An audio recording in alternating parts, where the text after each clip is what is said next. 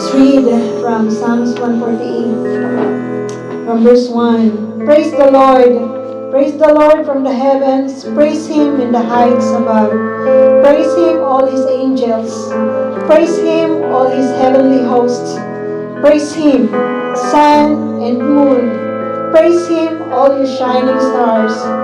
Praise Him, you highest heavens, and you waters above the skies.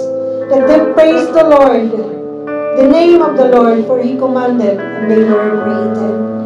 He set them in place forever and ever. He gave a decree that will never pass away.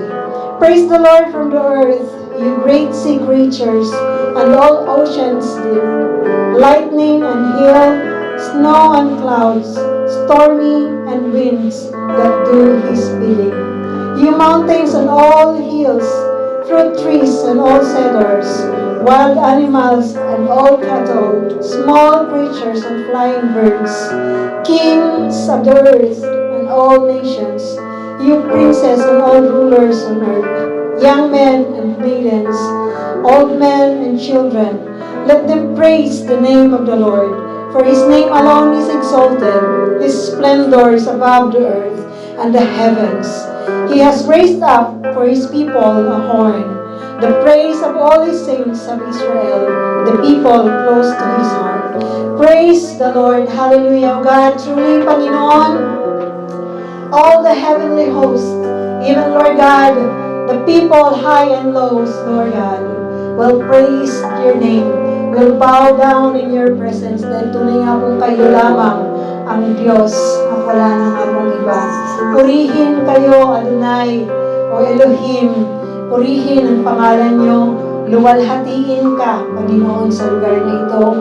Panginoon, sa amin pong pagtitipon, patuloy na kayo, Lord God, ang pupurihin namin, dadakilain at sasambahin. Tataas namin ang pangalan ng Diyos na lumalang ng langit at lupa, ng Diyos na nag-command sa amin na purihin siya, ng Diyos na nagligtas sa amin, ang Diyos na nagsusustain ng aming kalakasan. Purihin ka, O Diyos. And Lord God, as we come, approaching your throne, O Lord, may you find us in your mercy and grace, O Lord God. And as we approach your throne, O Lord God, salamat, because we are not condemned because of your loving kindness, Lord God, your mercy, your grace to us, O Lord God.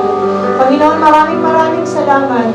We choose to praise you because yun po yung nais ninyo, Panginoon. Hallelujah, we continue, Panginoon, to entrust everything that we are going to do tonight, O Lord, in the name of Jesus.